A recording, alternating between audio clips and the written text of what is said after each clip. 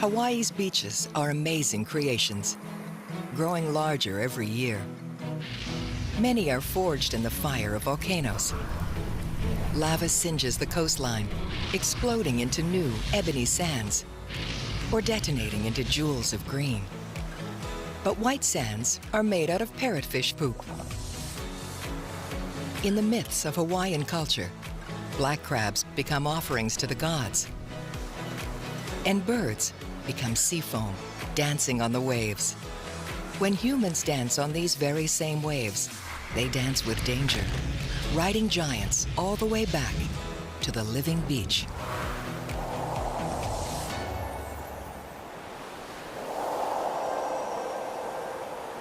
The beaches of the state of Hawaii are legendary.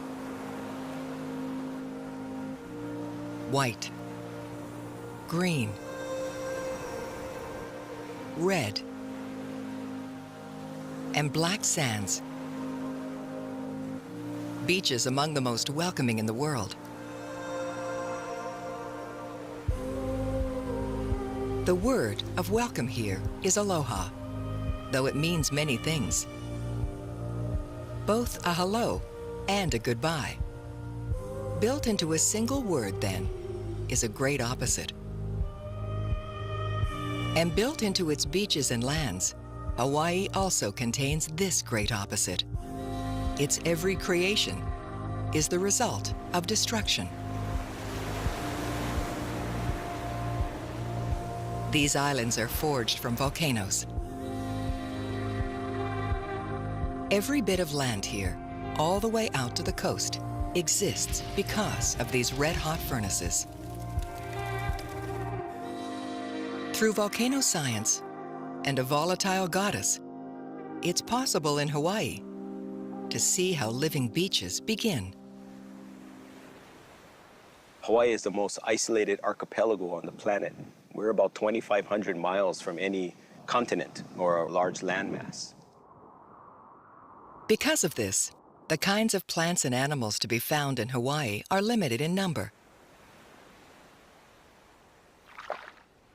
And what does flourish here has arrived by means of the 3 W's. It's wind, wing, and water. So you have the wind, things blow in that way. Or by wing, they fly in. Or water, they either swim or float. In Hawaiian, we turn that W upside down. It's the 3 M's. So we have moana for the ocean, makani is for the wind, manu are the birds. So those are the wings. Arriving by means of moana, then, are these thin-shelled black crabs, camouflaged against the rocky beach. Known as a'ama by native Hawaiians, these little creatures scuttle from rock to rock.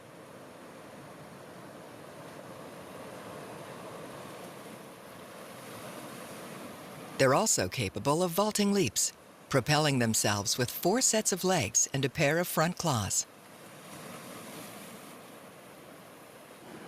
The black crab's body is extremely flat, making it easier to disappear between crevices and cracks.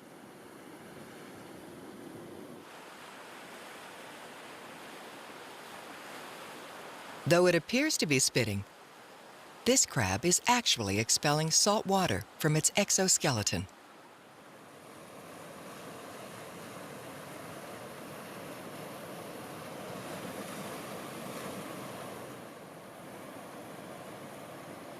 Picking their way across rocky beaches, these scavengers eat algae and other debris, keeping their ecosystem clean.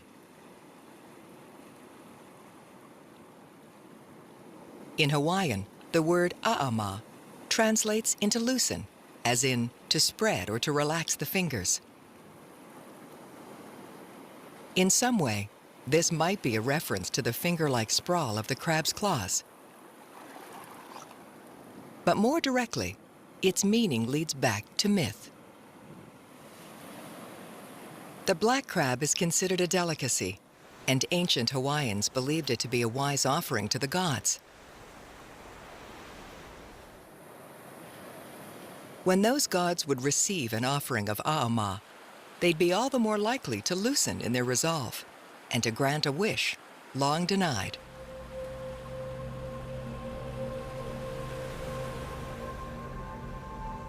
Among those gods, two stand as rivals. Pele Honomea is the hot-tempered goddess of the volcano, known as Pele for short. Namaka Okahai is her sister, the goddess of the sea. And the ancient Hawaiians believed that every beach was created in a clash between these two. The ancient Hawaiians were very remarkable observers of their natural surroundings. I'm amazed by the fact that these various legends and tales capture so much of what we see and try to explain scientifically. Hawaii is an 8-island chain stretching from northernmost Kauai Island to southernmost Hawaii Island, nicknamed today as Big Island.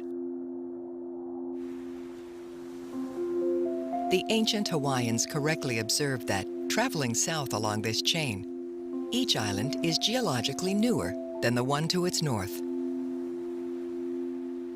In the myth explaining this, Pele created a volcano at water's edge, which made molten land. But Namaka rose up like a spiteful tide to put that volcano out.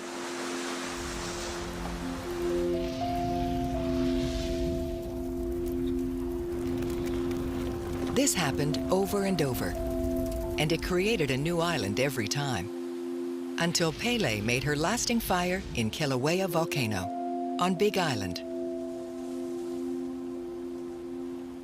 But when the lava flows from an eruption and it's going into the ocean and making new land, this is where Namaka and Pele continue their fight. And this fight can create new beachfront property, virtually overnight. This is Punaluu, one of the volcanic black sand beaches of Hawaii's Big Island. But what is the science that runs parallel to the creation myth for this beach and for these entire islands? The Hawaiian Islands are the result of an underwater magma source, called a volcanic hotspot. This hotspot remains stationary, deep within the Earth. But closer to the Earth's surface is a tectonic plate upon which land can build. And that plate is slowly shifting over time, like a conveyor belt. But beneath that conveyor belt, the fixed hotspot keeps pumping new magma to the surface.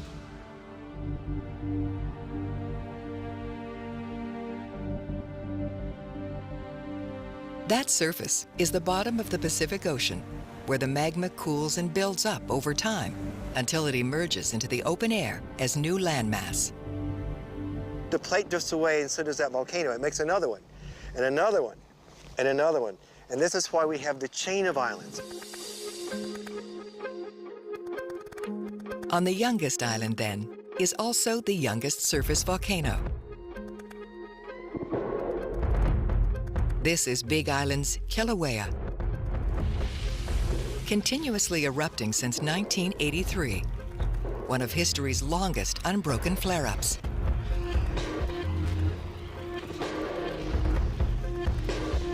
Where we are here on Kilauea and Mauna Loa, we are directly above the hot spot. This is where the magma is coming out, forming the newest land on Earth.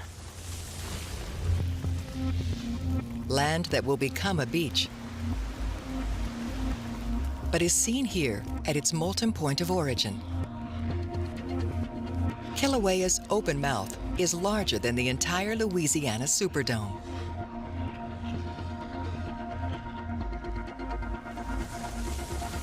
Kilauea means spewing, or much spreading.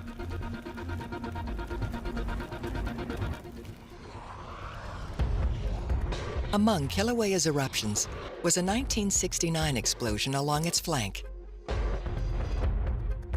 The new vent that opened here launched incredible amounts of lava into the sky.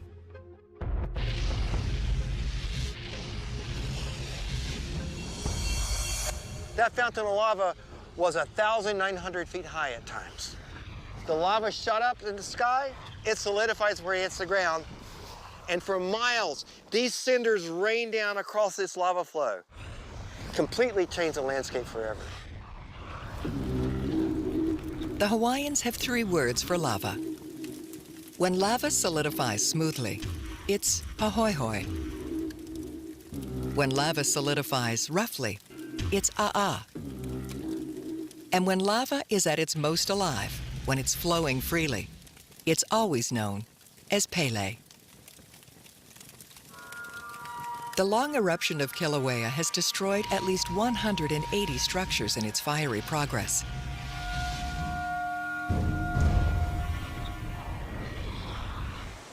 But as much as Pele destroys, she also builds. Which returns us to the creation of this black sand beach. The black sand forms the molten lava is actually going into the ocean. So you have that molten rock going into the sea and being quenched very quickly and cooled, and it begins to fragment into little pieces of volcanic glass. It's very fragile, so as it gets tumbled around in the movement of the surf, it breaks down into finer and finer bits. Eventually, these bits of basaltic rock get crumbled up finely enough to be considered sand.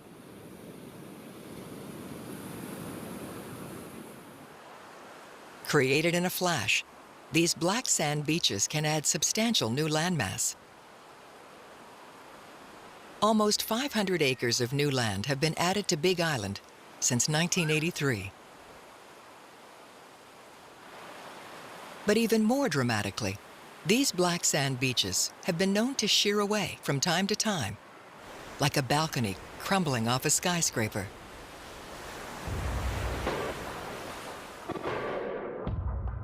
Here on the island of Hawaii, this volcano is very steep underwater down to 18,000 feet deep. One day where we have lava flowing into the park, and it had added on some new land, we had 40 acres drop off. Half acre, 2 acres, 3 acres. By the end of the day, 40 acres had disappeared below the ocean. So black sand beaches, usually they're very ephemeral. They'll be gone in a couple of years. But for the short term, these black sand beaches are attractive tourist destinations. Walking here in Punaluu, bathers actually run the risk of scorching the bottoms of their naked feet. This is because these black sands are sun-absorbent, and they hold their heat like coals, in comparison to other lighter-colored sands.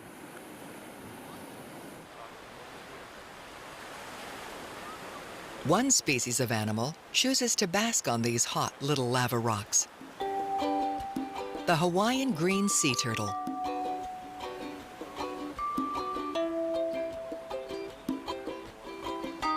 On this isolated archipelago, the Hawaiian green is now considered a unique genetic species, distinct from its Pacific cousins. The Hawaiian green's body has a larger flipper size and a muscular crop in its esophagus, meaning it has a different kind of turtleneck.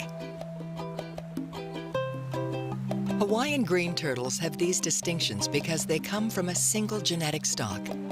They breed away from other populations in the wide Pacific. Most sea turtles embark on incredibly long migrations, swimming through international waters. Hawaiian green turtles nest on the French Frigate Shoals, a northwestern Hawaiian atoll.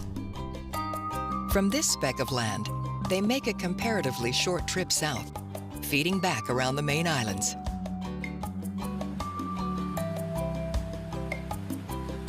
These Hawaiian waters have become their entire world.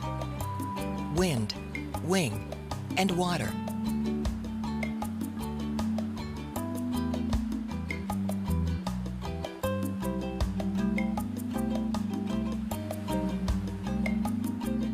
And one of their distinctive behaviors is this: basking on the beach during daytime hours. Other Pacific greens rarely come to shore, and when they do, they're females, and they only come to lay their eggs. But both sexes are relaxing here.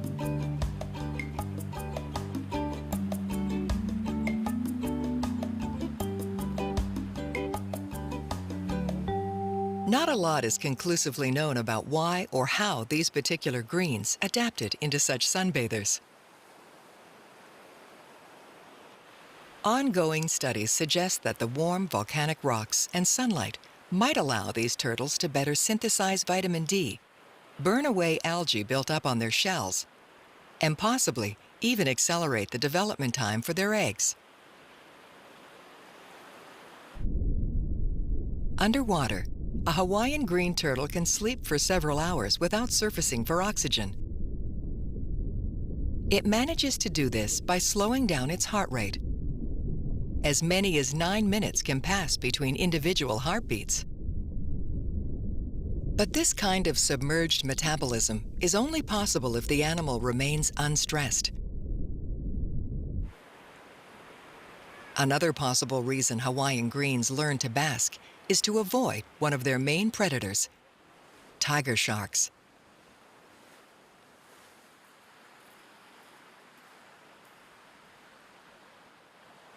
Basking on the beach, then, might be a learned survival tactic for these turtles, even while it looks like they're enjoying a lazy Hawaiian vacation. But while these turtles doze on land, some details of their bodies become easier to spot. The shell of a Hawaiian green is the shape of a streamlined teardrop, perfectly adapted for swimming. In the mature animal, this shell is often quite dark in color. What actually makes a green turtle green is the color of its body fat beneath the shell. The mature animal takes on this hue because it's a herbivore, with a diet consisting of greeny seagrasses and algae. Also easy to spot are the 5 plates running down the center of these green turtles' backs.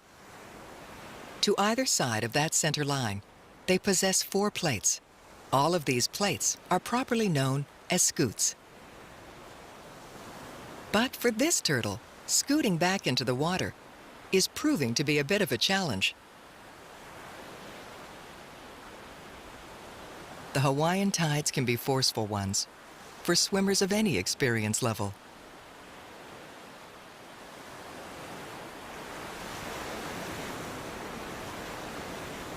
In Hawaiian, the green turtle is called Hanu. Mythology says that Hanu guided the first Polynesians toward discovering these beaches and shores for the very first time.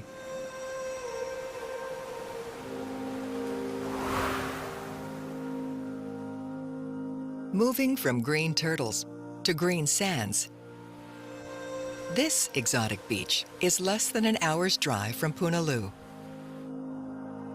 At the southern tip of Hawaii's Big Island, Papakulea Beach is one of only 4 green sand beaches in the entire world.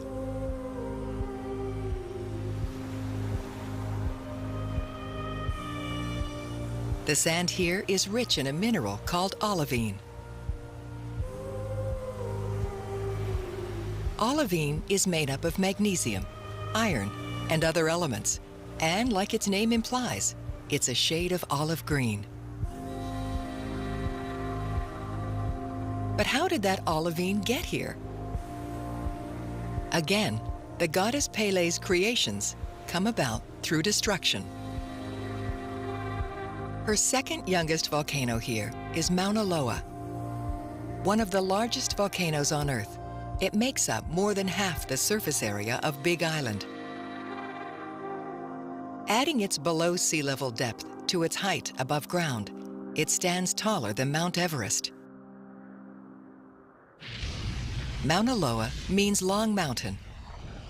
And throughout its history, lava has come rolling down those long slopes.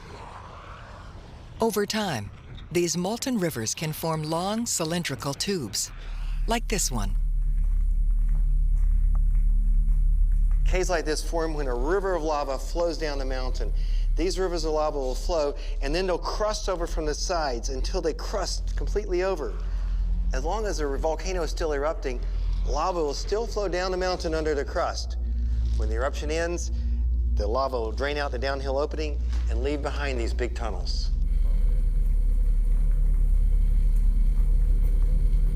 An erupting volcano's flow will stop and start countless times over its life and create these tunnels.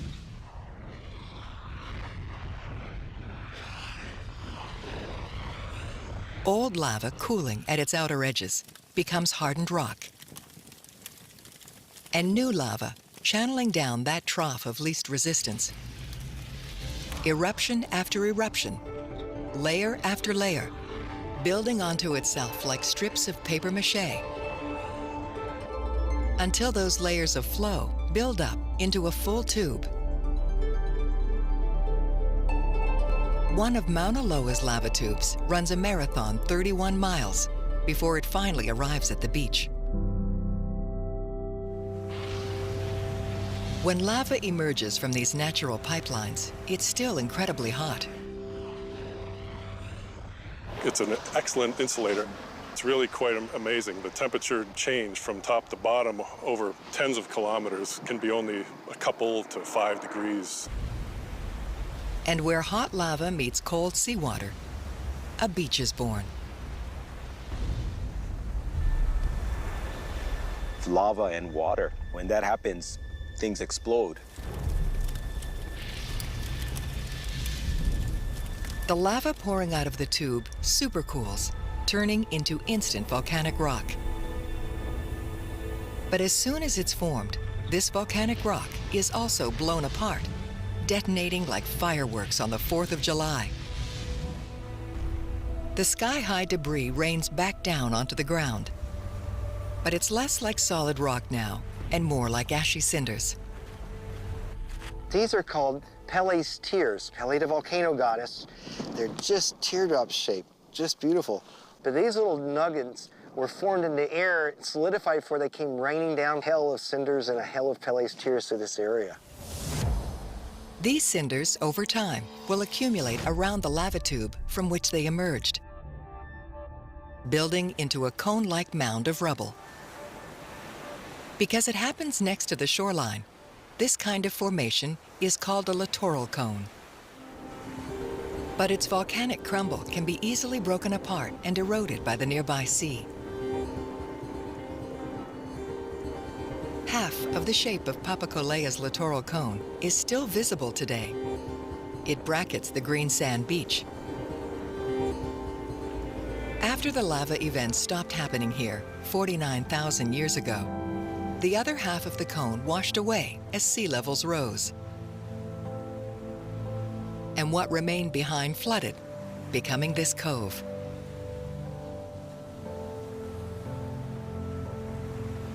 The lava that had been flowing from Mauna Loa to Papacolea, though, was rich in that mineral, olivine. Whatever the density contrast is between the water and pulverized material, what is the heaviest will stick closest to the beach, and what's the lightest and or smallest will get swept further away.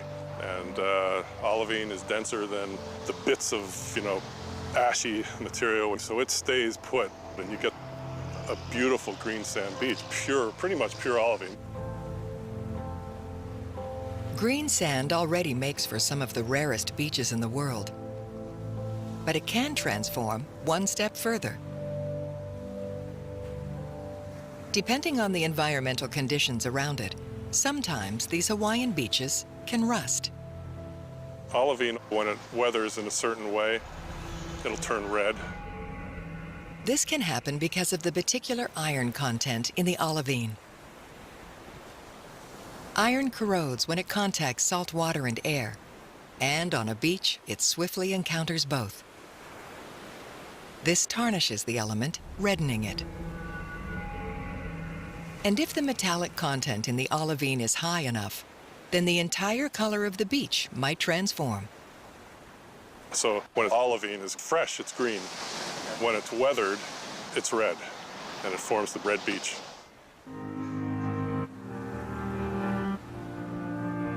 Because of its rarity, olivine is known locally as the Hawaiian diamond.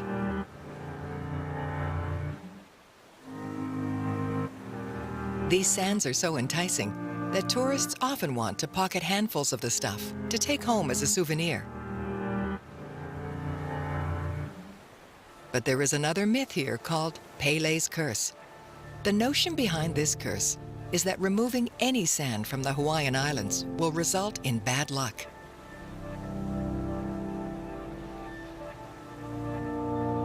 Every year, the Hawaiian Post Office gets packages returning the sand, alongside notes of apology.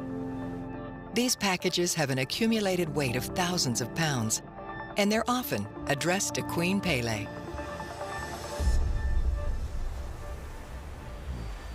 But this myth is not an ancient one.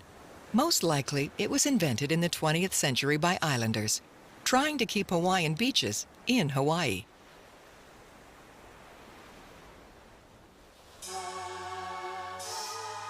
However, if the tourists knew what certain beaches were actually made of, they might not try to pocket them at all. Some of the whitest, most picture postcard sands in Hawaii are made from surprising materials. Well, in Hawaii we have all kinds of beaches. The powder white sand beaches are from where parrotfish eat coral and poop it out. Those beautiful white sand beaches are parrotfish poop beaches. The parrotfish is any one of a number of colorful species.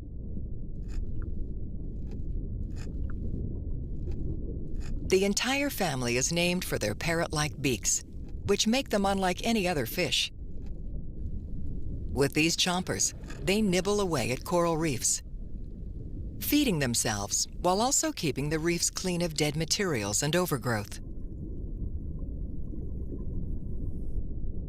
The sounds of a gnawing parrotfish can actually conduct through water, audible to divers nearby.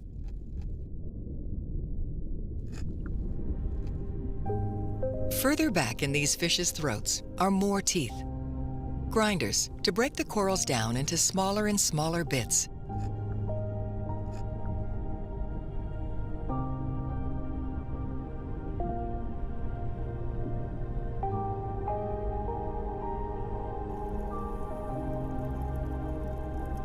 Interestingly, the parrotfish has a flexible sex. During its lifetime, the male often swims with a harem of females.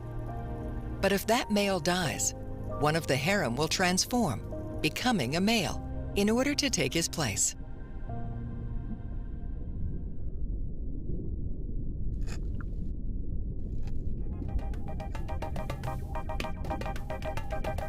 Also compelling about the parrotfish is that it lacks a stomach.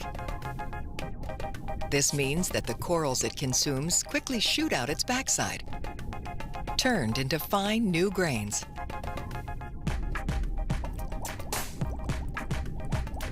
Watch a parrotfish for any length of time, and it'll release a contrail cloud of new sand into the waters behind it. In Hawaiian, one particular parrotfish is known as uhu palukaluka, which translates to loose bowels.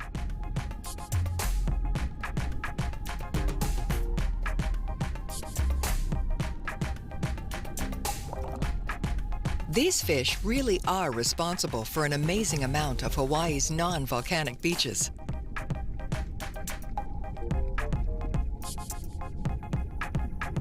An average parrotfish will excrete approximately 200 pounds of freshly minted sand every year.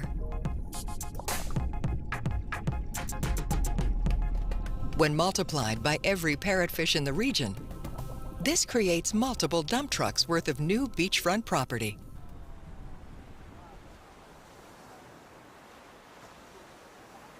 It's a fact that might undercut the romance the next time you're watching From Here to Eternity. Burt Lancaster and Deborah Kerr famously kiss on the white sands of this beach, rolling around in parrotfish poop. Located on the eastern side of Oahu Island, Halona Beach has also become known as Eternity Beach since the 1953 movie shot here. It's just a little pocket beach that's formed by a little sheltered area where the sand can deposit. And that was the site in the movie of a very famous kiss. A kiss, now considered one of the most iconic in cinema history. When the movie was first released, however, this scene in the frothy surf was banned for being too suggestive. Maybe it's for the best that they didn't shoot at the Halona blowhole right next door. When the tide is high and the winds are strong, this gap in the coastal volcanic rock can produce a geyser-like spume.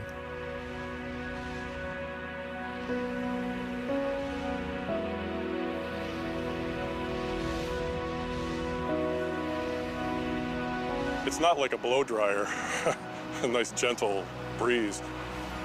It's like a jet in a way, right? It's a lot of compressed air into a small volume, blowing out a very small hole. So people have gotten injured. I mean, it's a dangerous thing to do because there's a lot of force that goes into it and a lot of force that comes out.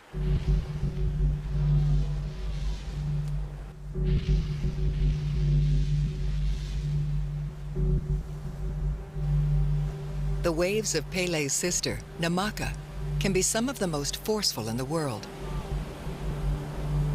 These waves function as agents of creation or destruction against these coasts.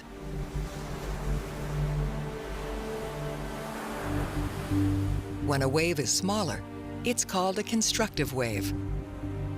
This means it's pushing sediments up the beach and then leaving them there before that small wave recedes. The constructive wave is actively building upon the beach. It's in front of these kinds of waves that the sanderling can be spotted. This little bird zigzags at the spilling edge, waiting for a chance to forage. When these small waves recede, the sanderling goes to work, quickly probing for insects, snails, or crabs.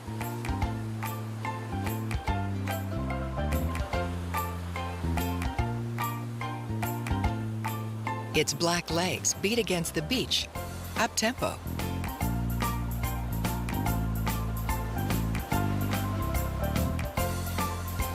The sanderling has no hind toe, unlike other wading birds, and this makes it a speedier short sprinter.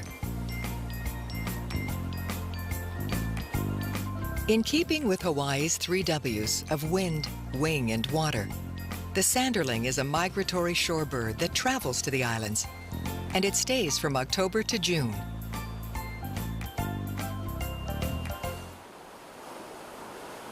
In Hawaiian, the sanderling is known as the hunakai. Poetically, this translates as sea foam. This hunakai works in concert with the water's moving edge, chasing the waves with the same intensity as a surfer. Surfing waves are known as destructive waves.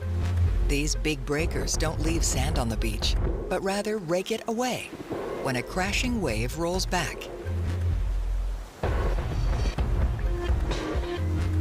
But beyond its technical name, a destructive wave is capable of doing some serious damage. Very dangerous shore break. #1 beach in the world for broken necks and backs. You have children with you. Please keep them far away from the waterline. Sandy Beach at Oahu is a popular surfing destination. It's also an unofficial capital for neck injuries and back injuries. When any wave rolls toward land, it starts to drag against the bottom of the shore as it shallows. This causes the bottom of the wave to slow down, while the top of the wave keeps rushing forward at an unchanged speed. In essence, then, this causes the wave to trip over itself, becoming a destructive breaker.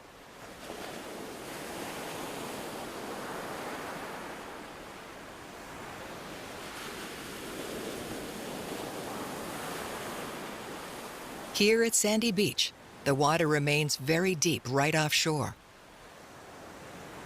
This means that when waves roll in here, there's no friction with the ground slowing them until the very last second, at which point the waves break abruptly, building and crashing almost at once.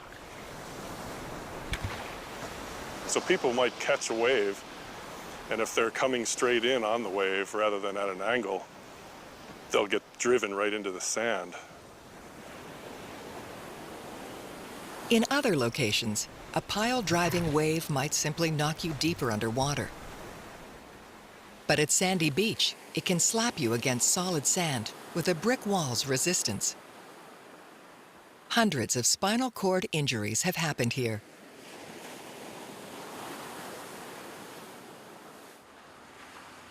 Sandy Beach is a place of raw, natural power.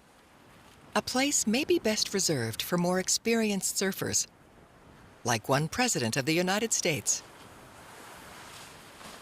President Obama likes to come body surfing here when he comes back, actually. This is his favorite beach. Surfing has long been a part of Hawaiian beach culture. From the wooden longboards of the first peoples, through to early 20th century Olympic swimmer Duke Kahanamoku, who popularized surfing worldwide,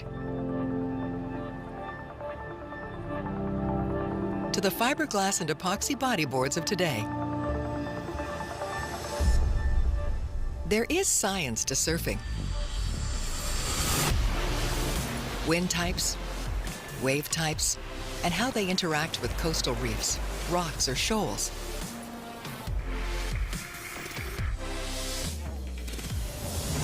And there is spirituality to surfing, deeply connected to the Hawaiian practice of aloha.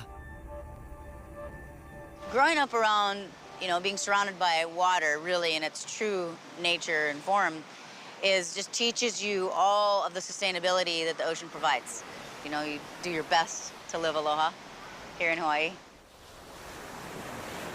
My name is Rochelle Ballard, and I'm a professional surfer. Retired off of the World Championship Tour. Now I do retreats with wellness and surfing.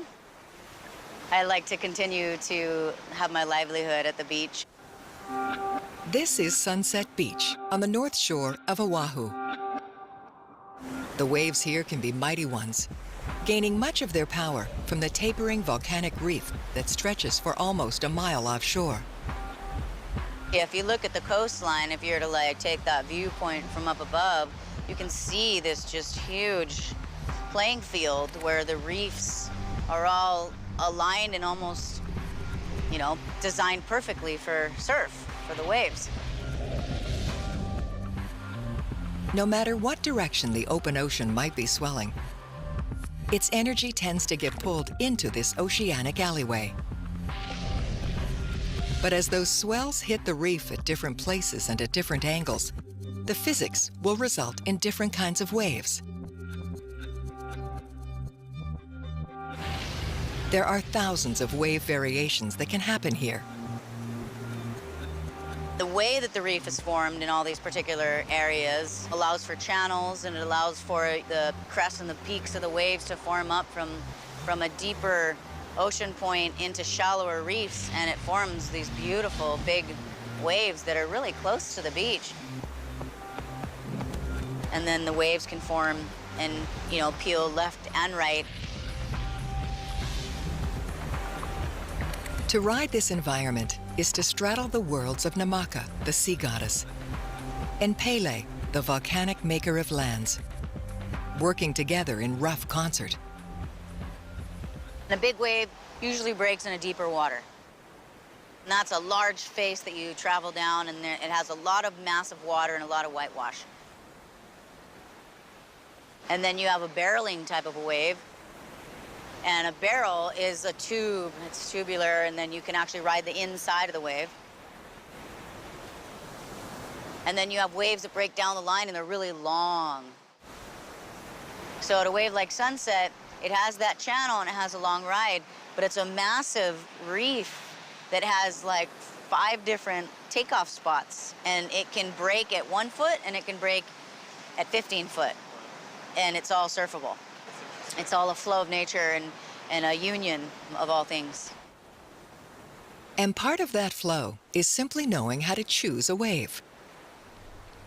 Rather than being pushed back to shore by every oncoming breaker, selective surfers learn how to push beneath certain waves using their duck dive. I just had this moment, like, not that long ago, where I was on the beach and I'm like, oh, there's a duck down there. And I see him actually, like, go under the wave. I'm like, there's the duck dive. It came from the duck.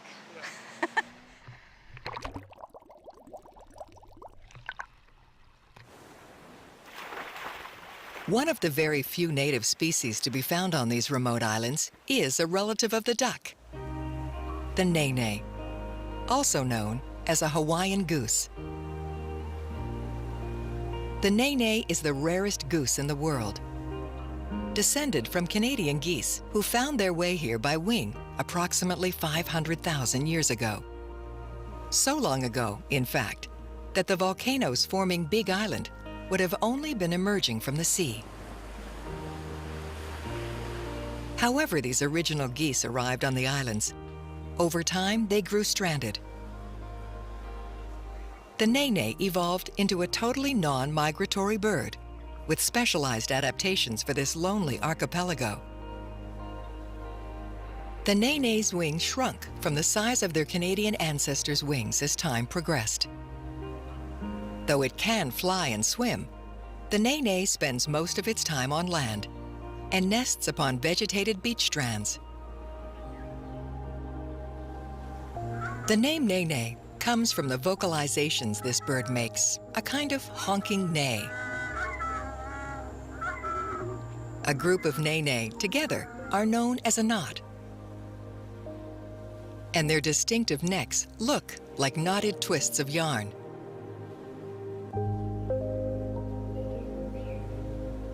Among its evolutionary adaptations, the nene has claw-like toes and reduced webbing between those toes. This gives the nene's feet more articulation, allowing it to better navigate particular terrains, such as Hawaii's fields of cooled lava. But when humans introduced non-native species to Hawaii, these new animals became a serious problem for the nene. Many of these nene succumbed to introduced predators like feral pigs, rats. Later on, mongoose, which is a more recent, introduction in the 1800s. The 1950s, I think there's something like 20 or 30 left. Literally on the brink of extinction. At that time, laws were created to protect them. They started these captive breeding programs. Now every wild nene has a band around its ankle because Hawaiians have worked hard to bring this species, the state's official bird, back from the brink. So they would capture the birds, they would set them up somewhere where they could successfully breed and nest and have their young live past that gosling stage. And then slowly they started to reintroduce them back into the wild.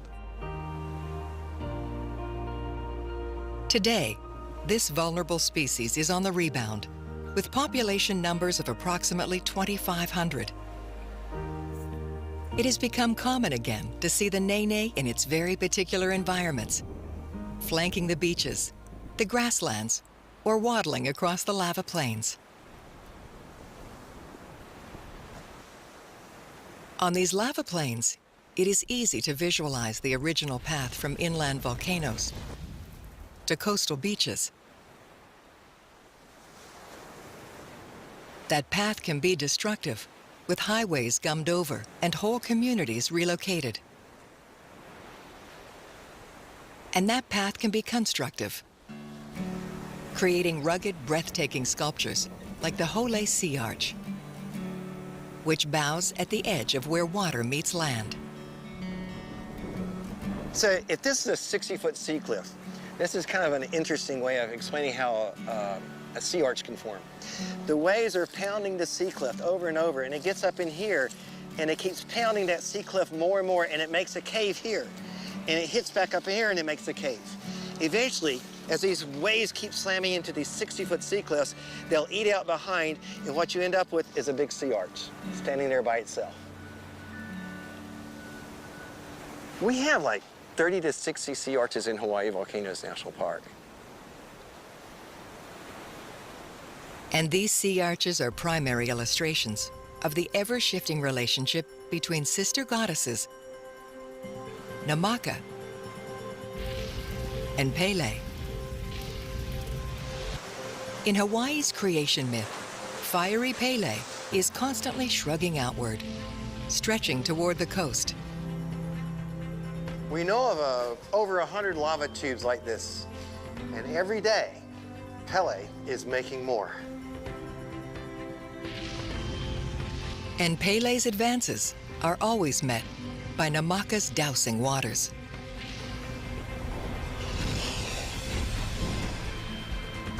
Beaches, building and changing, growing and receding. Lava flows change the landscape, just in my own lifetime. It really makes you realize that we're not living in a place that's set in stone, excuse the pun, but it really is a living place, a living earth. In Hawaiian philosophy, everything from creation to destruction is united under one sky.